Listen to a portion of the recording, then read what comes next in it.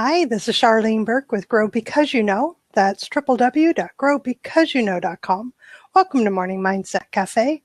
Today we're talking about Napoleon Hill's Think and Grow Rich.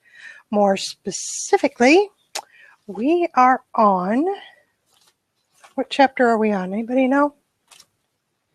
We are on chapter 15. The PDF that I'm using says that it's page 211 is where I'm starting. And if you have your own book, you can go to chapter 15 and look for the heading that talks about fear of criticism. That is what we'll be talking about and discussing today. One of the points that I took away from the reading, which is what I titled this program today, is that criticism limits individuality, forces us into conformity. And when I looked at it that way, I began to lose my fear of what people are going to say about me, because I understand the value of maintaining my individuality. I understand the value of having my own thoughts, using my own imagination. Good morning, Christian and BB. So glad you're here. So, let's get started, shall we? So if you go by the book, Napoleon Hill is saying that we're not sure just how man came about this fear. One thing we do know for certain is that he has it in a highly developed form. We do, don't we? Oh, some believe that this fear made its appearance about the time that politics became a profession. I'm not sure about that myself. Others believe it can be traced to the age when women first began to concern themselves with styles and wearing apparel. That sounds a little more true, and yet, that still didn't sit quite right with me as the definitive beginning of fear of criticism, or when real criticism began. But that's neither here nor there.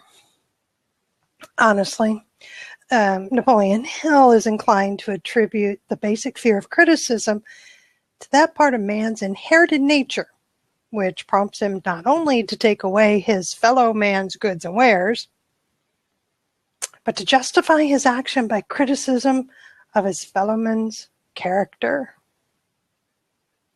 It's well-known fact that a thief will criticize the man from whom he steals.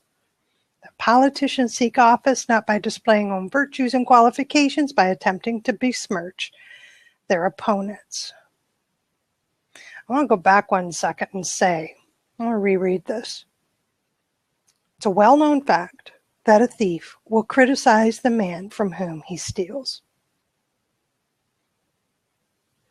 We're inclined to attribute the basic fear of criticism to that part of man's inherited nature, which prompts him not only to take away his fellow man's goods and wares, but to justify his action by criticism of fellow man's character. Let's stick there for just a second. What happens when we criticize somebody? What are we trying to do? What are we trying to steal from them? I don't care. I really don't. I don't care what you think, feel, or believe when you're criticizing me. I really don't care when I see somebody else criticize somebody, what their motives are, meaning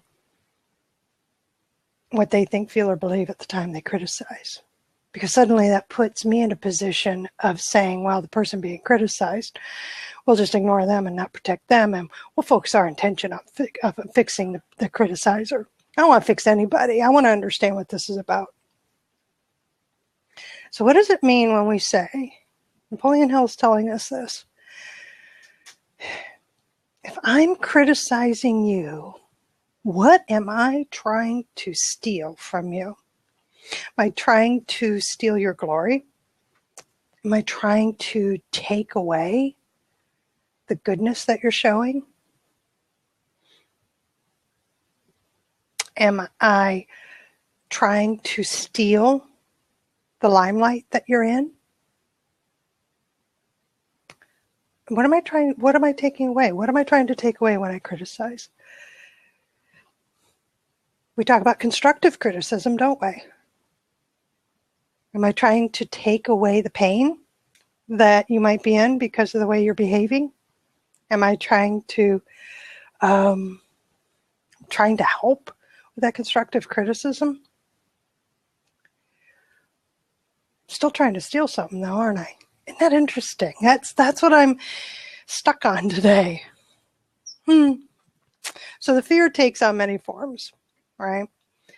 And most of them are pretty petty. They're petty because we're talking about, bald men are bald-headed men. This is back in the day, right? We're talking the late 1800s, early 1900s. Bald-headed men are bald for no reason other than the fear of criticism. Heads became bald because of the tight-fitting bands of hats that cut off the circulation from the roots of the hair.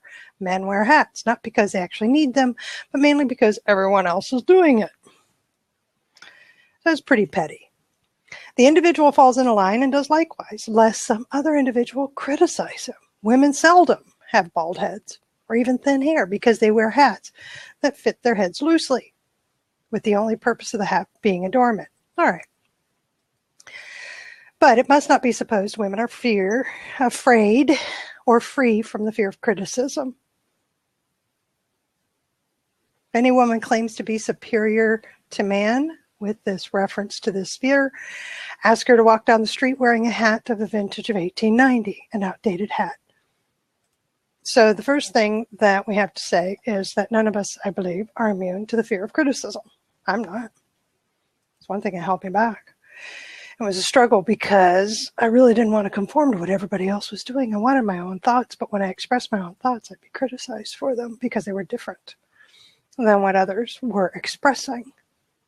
There was always a small number of people that agreed with me.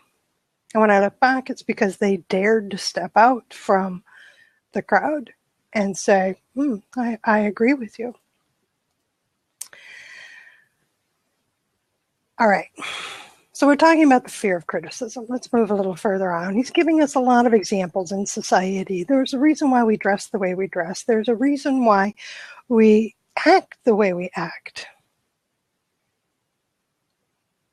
Because if we don't, we're going to be criticized, which means that somebody is going to point their finger and tell us we're wrong and that we should do it a different way.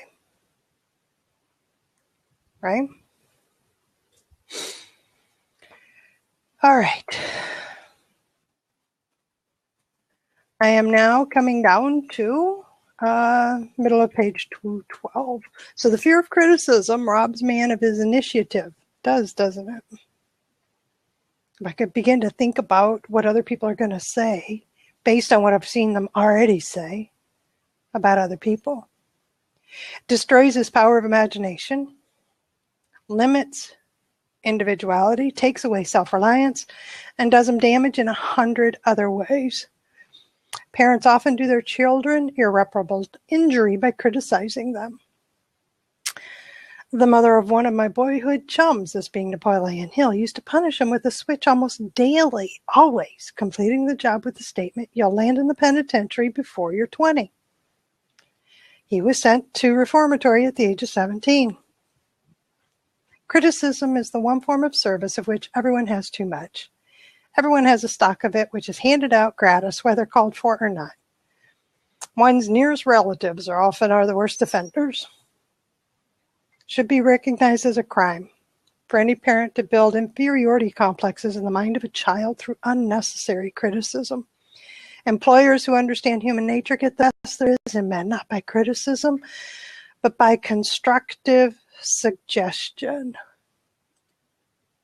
Constructive suggestion rather than criticism.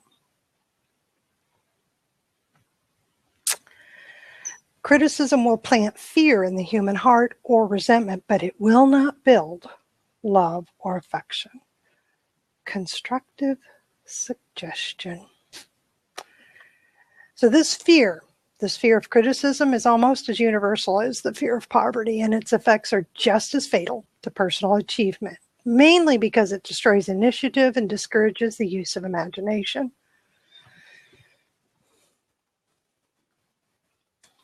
So some of the symptoms are self-consciousness,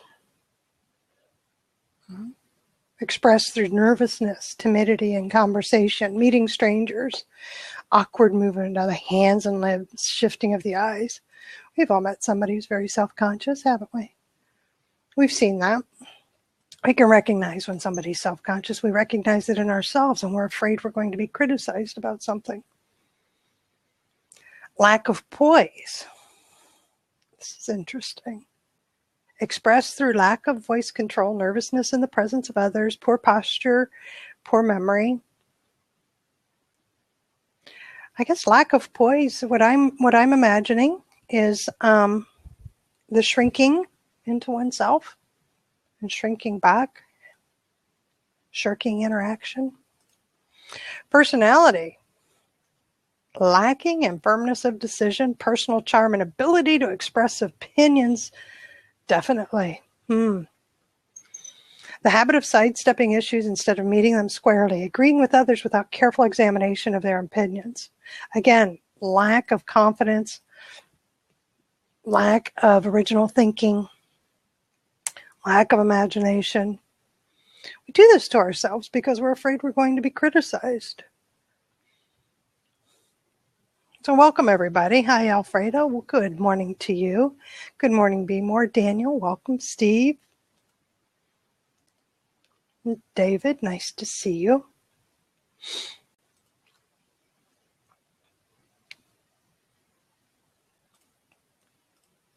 Glad you're all here. We're talking about that fear of criticism and how it limits individuality.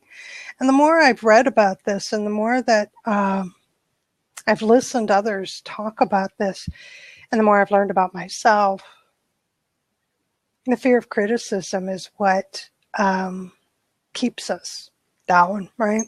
Keeps us in that where we try to conform rather than think for ourselves. That's where I see it mostly. Nothing annoys me more than when I'm talking with somebody and they really don't have an opinion on something. They don't see it. What you're telling me is that you really have no thoughts of your own. You have no thoughts of your own. You would prefer to just agree with everybody because that seems to make life easier for you. Well, good for you. As you can see, I don't surround myself with people like that. And you can go on your way, and you can go let other people be your master, right? Because that's really what it is. Now, it's interesting because I feared criticism. Yes, it's a very passive approach. And I feared it because I got a lot of it. I did. I got a lot of it. And the biggest thing that I got when it came to criticism was the way I saw the world. And quite simply, when I look back over my formative years, is I had been exposed to many different communities, big city, small city, been exposed to different prejudices and biases within those big cities, small towns. I knew that people were people no matter where you are. People were people. I also knew that each group of people that I came into had their own rules of how things were done. And yet had been exposed to enough groups of people to understand that your rules are pretty stupid. Yes, that was my thinking. But in order for me to be a part of that community, I would have to conform. So yes, it was very difficult. By the time I got to my 4th grade school and 1st or 2nd high school, I've been to 4 grade schools, 4 high schools. Yeah, to fit in.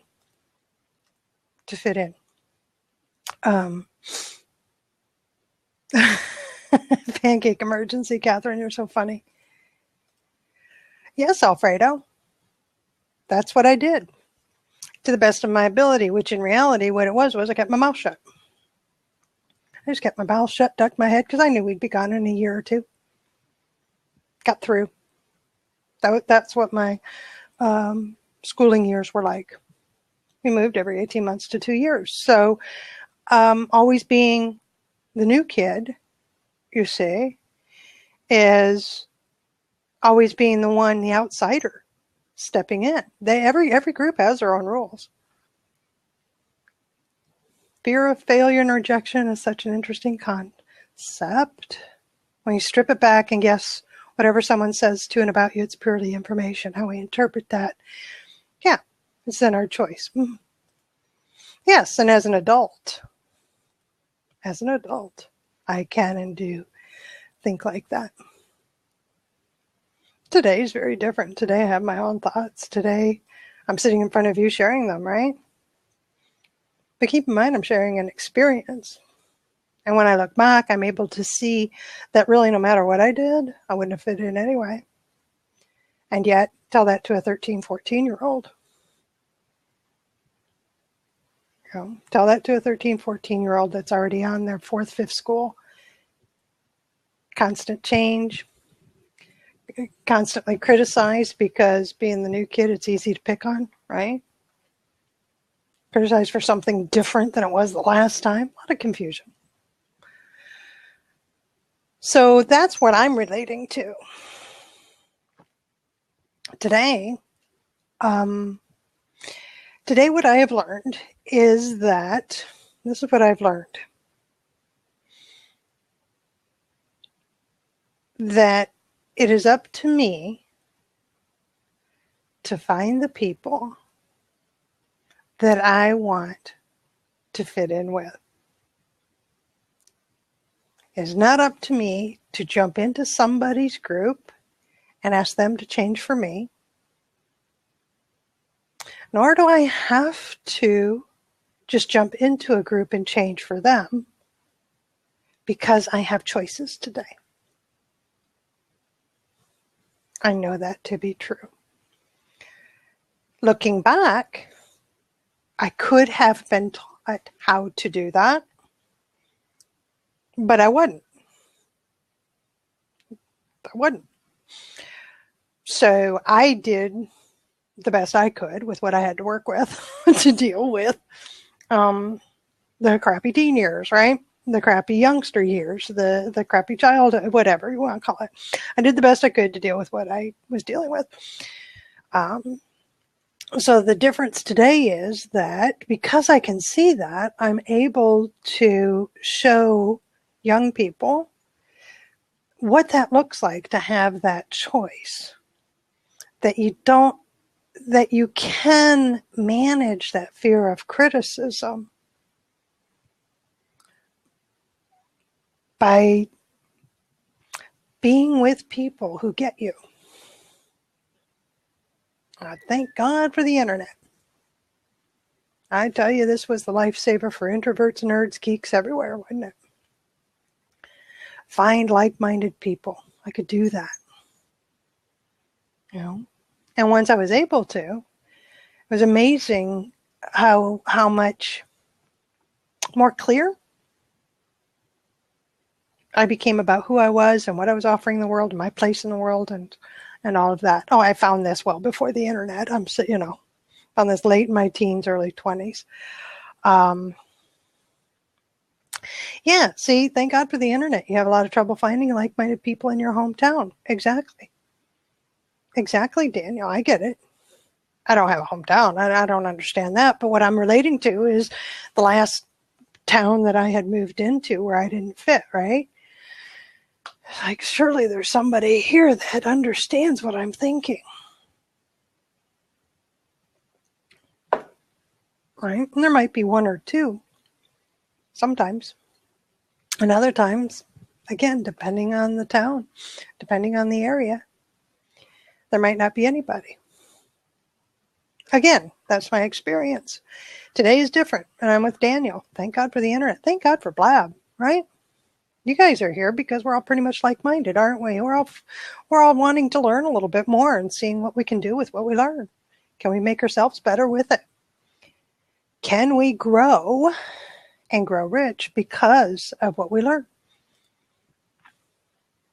but we're all coming together with a common purpose. So we can find each other.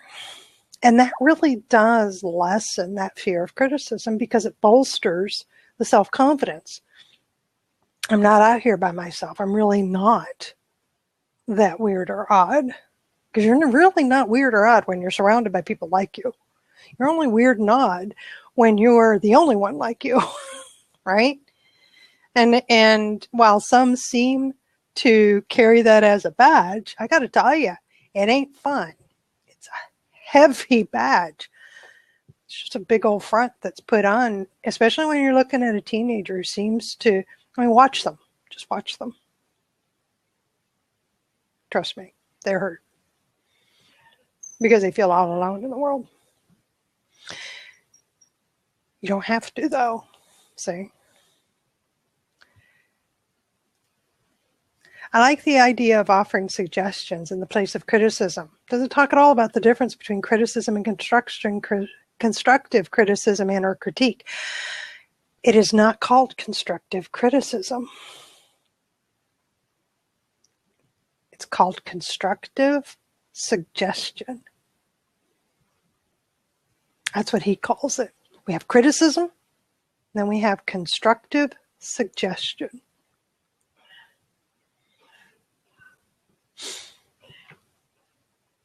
So that's what Napoleon Hill. Oh, that's what he does, or that's the way he puts it. So then we have that inferiority complex, expressing self-approval by word of mouth and by actions as a means of covering up a feeling of inferiority. All on the surface. That's what I was talking about, It's all on the surface. Meaning that I can act confident and I can dress like you and I can talk like you or better than you, but inside always wondering if I actually am even worthy to be in your presence. God, this is reaching back to those awful years.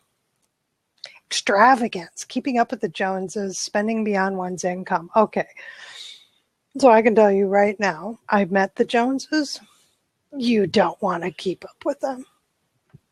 Really, you don't.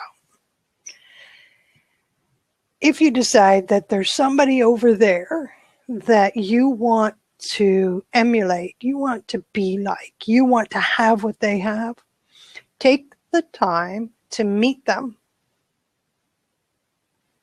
Really. Take the time to meet them. Because when you meet them, only then can you understand if you really do want and make an informed decision. Do you really want to be like them? Because what did they have to do to get what they got? Can you tell us more about the Joneses? Sure. Married couple, had been married well over 20 years by the time I met them. They had 3 children. They had, on the outside, looked really good. On the inside, they were emotionally bankrupt. They were spiritually deprived. They really didn't have thoughts of their own. They were the ones that were in competition with everybody else and had this need to prove that they could be better than everybody else in all things. And it was all outside stuff. That's what I mean by get to know them first. Those are the ones that I knew.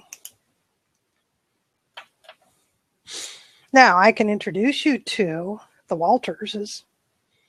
I can introduce you to the Cusicks. I can introduce you to the Kecks. I can introduce you to the Otans. I can introduce you to these couples and families that have money. Some have great wealth. You wouldn't know it because of the way that the outsides look. They look like upper middle class. And when you get to know them, they're pretty neat people. They're very full in their spiritual life. They're very full and reasonably healthy emotionally. We all have quirks. We all have issues, right? And they do, but they don't let that stop them from being generous with their time and their talent and their treasure. They don't let it stop them with their focus on who I am and what I bring to the world and what I want to do. You know? Very different. So get to know them. Again, if there is somebody that you've decided you want to be like that person, dead or alive, look past the exterior.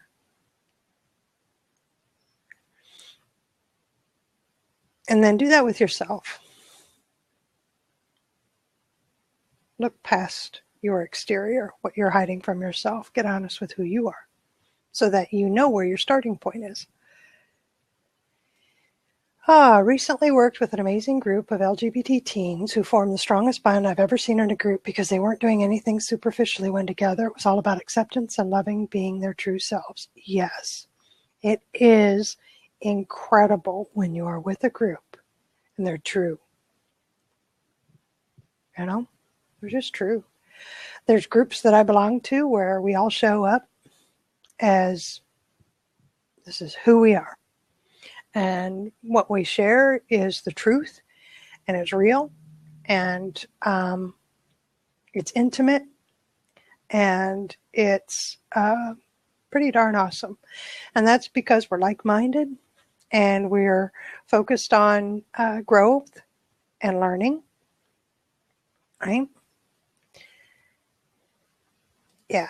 Masks are a protective thing, and they prevent us from growing, don't they? If we're not careful, if we believe our own masks. Sometimes it's a shield because we do fear criticism. I mean, I'm going to be the first one to tell you, and I've said this before on this program and to others I've shared, that one of the most difficult things for me to do was to come out from behind the company name. For years, I've been building up the company name and that reputation online. Yes, my name was attached, but it was always spoken in terms of we, and it was never Charlene Burke says. It was always as said by, representative of this company. And a year and a half ago, I decided it was time for me to step out and step in front. And I'm telling you, all the crap I see on the internet, when people tear each other apart, I wasn't sure I could handle it. I wasn't sure what was going to come my way. I wasn't sure. So I was nervous, and I was afraid of that criticism that would come at me. So what's happened is that more and more, I was pulling people toward me who could bolster me. They were the ones I fell back on, right? So that if I got criticized, and I have been, and it hurt, and it does, I could go to them and say, are they right? Check myself. Check myself. And so far, I'm surviving. So far, because I'm opinionated. I am. And in private circles, people know better than to ask me what I think. Meaning that they only ask when they want to hear what it is I really think about something, because you asked. Oh, good morning, Charlene. Good to see you. Welcome. And when I express what I think, a lot of times people get surprised because they think I'm going to say something really nice or go along with what everybody else says. You asked what I thought. Okay. So anyway, my fear of criticism has been lessened greatly. And that's why I'm sharing my other experience, which is closer to the now, which is that I have this group of like-minded people that I get strength from. So I have that group. Plus I have my spiritual routines in the morning. And I have those that I refer to that I'm learning from. And So having that and meeting regularly with them, some of them in mastermind group, you all know I belong to one and I facilitate them, meeting regularly with them over cups of coffee and book studies and things of that sort. That's what helps me to feel more confident in the path that I've chosen to take. So how did you find this group of like-minded people? I've got a bunch of groups. One of them is this, right? And Cindy's saying it's funny because her sister's a Jones. My parents think she's great. She's not happy. Oh my God, Cindy, this is exactly what we were talking about, isn't it? She's not happy. She covered the abuse in her marriage. She gave me money as gifts. And I almost feel guilty because she could and I couldn't. She's on her second marriage. She's a little different. And she is better. Now she is better. Good. Unofficially fostering her kids' friends. She's sharing them rather than flaunting it. Sharing rather than flaunting. See what I mean? Look past that exterior. Everything looks great on the outside. Look a little further to make sure that the insides match the outsides, right? Are this really the people you want to be like? So how do you find groups of like-minded people? Thank God for the internet. You start looking. You look for groups that are talking about things you like. You're looking to have an ear out for the person that is talking in a way that makes total sense to you. You read what they're sharing online, if they're writers or they're blabbers, podcasts, comments in, like this group, right? Look at all the comments to the site here. Lots of sharing goes on in the chat area. And you get to know one another and you spend a little time together. There's church in person. There's church groups. Can always go to a local community center or church or other religious temple or whatever the case may be. Simply talk to somebody there and say, I'm looking for people who do this. If you love to read, then join reading, book discussion groups. I joined a couple of those and left a couple of those and stuck with one for quite a while. If you meetup.com, the most difficult part is understanding. Get the understanding that when you are looking for a group of like-minded people, don't make the assumption that the initial meeting means that you're all like-minded. You have to take your time. And it's worth taking your time. Because what can happen, at least this is what happened with me, is that I started losing my fear of criticism as more and more people started coming into my inner circle. And I can go into a group now and there'll be 50 people there. And one will stick out for me. That's the one I'm going to spend a little time with, and then a little more time with, and then a little more time with, and then they become a part of my inner circle. 1 out of 50, 1 out of 100, 1 out of 200. And today I can count on one hand. Well, all right, a little more than one hand. The people that are truly a part of my inner circle. These are the ones I go to when I'm in trouble. These are the ones that come to me when they're in trouble. These are the ones that there's that deep bonding and mutual respect for who you are, because you are you, and that takes time. That takes time. And so when I say all of that, are we seeing now how that fear of criticism can really limit your individuality? You hide, right? You hide from the world. Makes it difficult to step out as who you are because there isn't any safety. There's no safety net. There's no, It doesn't matter who you are. What ends up happening is that it doesn't matter what I think of you. That's what ends up happening, because I am not a like-minded person to you. I mean, I was just recently in a discussion. I mean, this is real to date. Group of people were talking about what happened at the Cincinnati Zoo. And for those who don't know, what happened was a 4-year-old fell into a gorilla enclosure, and the male gorilla, 425-pound gorilla, took a liking to the boy, took an interest in the boy, and dragged him around and what have you, and did not respond to the zookeeper's commands. And within a short time, 10 minutes, it was decided by those in charge of the zoo that they would take the gorilla down, that it was more important to save the boy than it was the gorilla. And the only way they knew to do that was to shoot the gorilla. There's a scenario. I have strong opinion about that. And there's somebody who has a just as strong opposite opinion.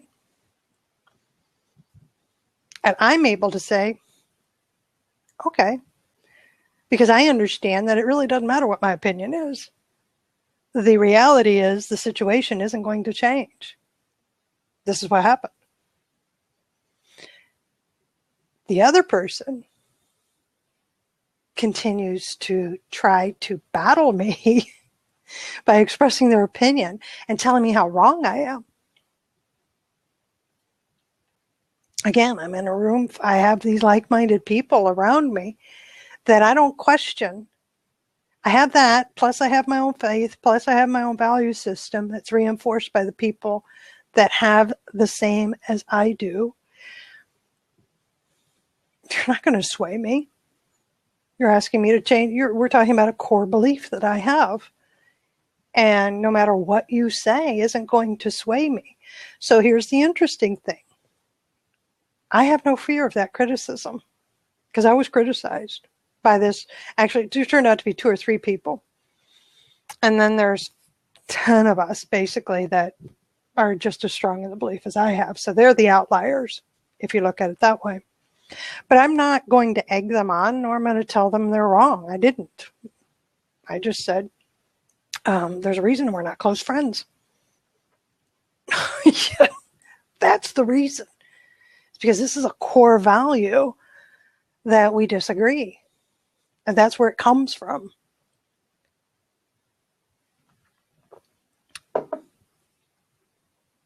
Now, what if I were shaky in my core values? What if I didn't really have a clear idea or clear vision of who I am and where I'm going in this world? What if I set my values, I have relative morality, relative value system, all according to the group I belong to? Now I'm really going to be afraid that you're going to criticize me if I have a view that's opposite yours. So how can you be an individual? How can you say that you have your own thoughts and your own opinions if you're afraid of being criticized? And you're willing to change them according to the group you happen to be around. Just a question I'm throwing out to you. Food for thought. If it doesn't taste good, spit it out. And so the comments here, Alfredo, it took me 5 years to develop time and rapport with an individual online. It wasn't until Blab we were able to communicate. I get that. I get that. And we have Daniel, I'd save the boy no matter what it took, even jumping into the cage. I get that too. I get that too. Again, I have my core values. If somebody disagrees, okay. It's just an opinion. just an opinion that shows me who I want close to me, doesn't it? So if I have the opinion that human life, no matter what, right? Human life comes on top no matter what. And I am presented with somebody who believes that, well, it kind of depends. You're welcome out in the world. I'm not going to say you're right or wrong, but I am going to say we're not going to have conversations. You're not going to be invited to my house for coffee. No. I'm choosing not to read what you have to write. Don't follow you. Don't follow you online. Don't listen to you. My gosh, there's 7 billion people out here. Think about that for a second. Think about that for a second. There's 7 billion people. Thank God for the internet, right, Daniel? 7 billion people. And if I'm in a town, or if I'm in a coffee shop, or if I'm in a group that just really stinks, right? That isn't for me.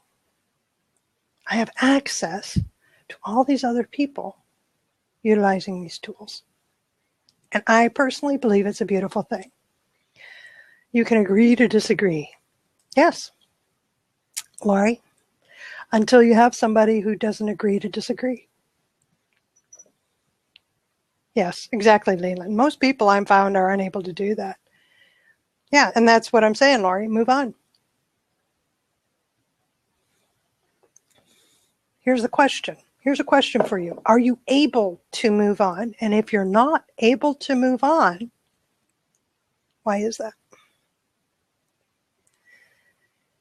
Here is where there's great value in knowing how to look at yourself, how to spot check. Is it that you're afraid you're going to be criticized by those you're moving away from? These are all legitimate. To be honest with you, I think these are all just human nature things, because when I am moving from one group to another, when I am leaving one behind, there's a lot of emotional attachment to that group, isn't there? I've spent a lot of time with them. Napoleon Hill's talking in here about our family, and those really closest to us have the biggest impact on us when they criticize, because they have the most influence on us. So when we recognize that, I think we're stronger for recognizing that I have an emotional attachment to this, and I'm not going to be able to just cut ties, just cut it off. But what I might be able to do, maybe, here's a thought, might be able to take a bit of a step back, just a little step, and look at them a little bit differently. Look at myself a little bit differently and get used to that, and then take another step back and slowly start to detach myself from the group. So, oh, that's interesting. You have to rock the boat. See, I disagree.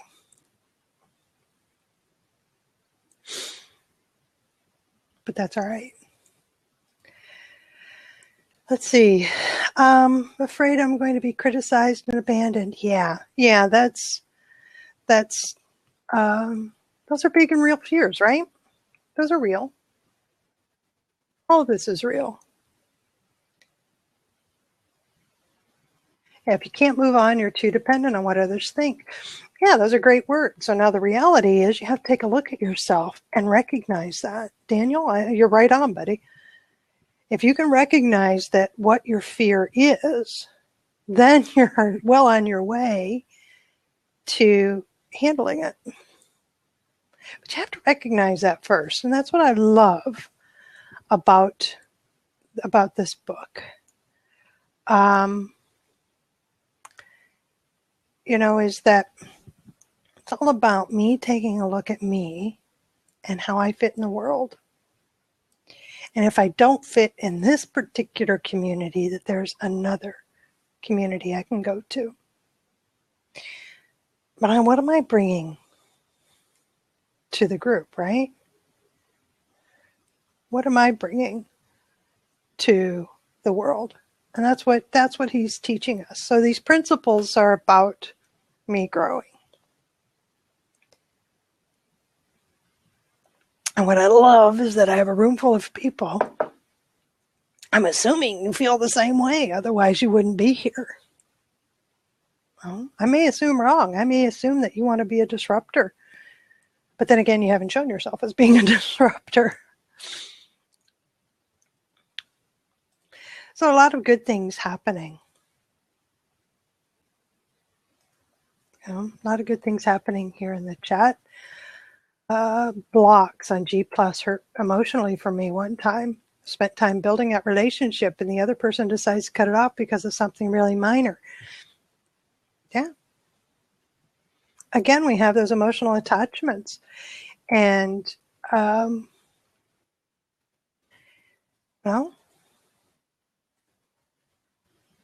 I mean, oh, thanks, Daniel. I'm glad you were here. I hope you come back every weekday morning at 8 a.m. I'm here when you're here. You guys stop showing up, I stop showing up. Oh, interesting. I have no problem cutting ties. For me personally, if I have no emotional attachment, I have no problem cutting ties. Get those emotions in there. Yeah, it's tough.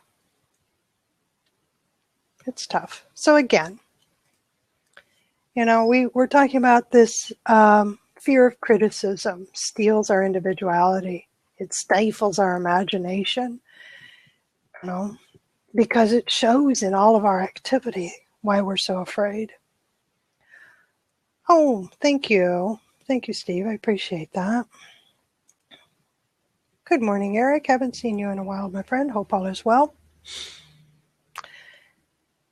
So this is what I recommend based on the book and my own personal experience is that you continue to search for those who you want in your inner circle. This is all up to you. You decide. Okay? You make that decision. Make sure that you are grounded in your own set of values so that those whom you pick match those values that you have. It's amazing the places you can go when you have people around you like that. Alrighty, so welcome everybody. New to the room, good to see you here. Fraser, meaning of life is to discover your gift and the purpose is to share it. Okay. You attract what you put out. Yeah. So what is it you're putting out? So here's a question for you. All right, if you believe that you attract what you put out,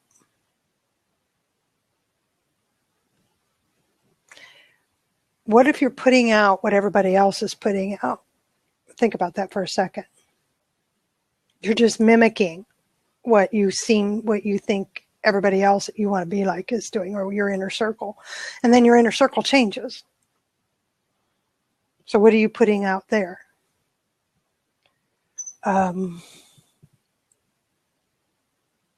Just because you think it's safer. Just think about that for a second.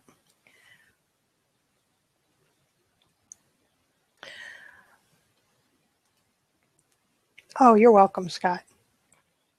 Yeah, that's what this is. Just a space for discussion, share thoughts, agree or disagree, all learn something, maybe see something a little different way. I mean, this is for me. That's why I'm so grateful you're chatting in the side. Help me to see something a little bit differently. Hear somebody else's experience. So be a leader, not a follower.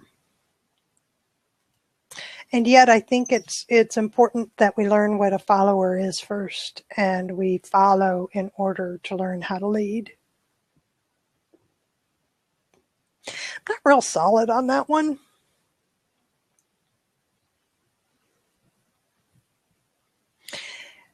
I don't know that I need to learn how to be a follower first. I think it's important that I follow somebody in order to be a good leader.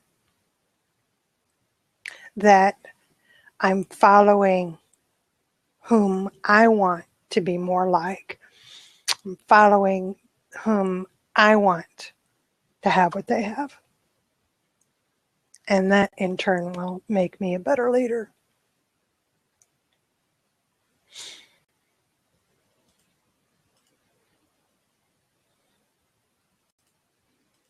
Good morning, Hillary. So glad you're here.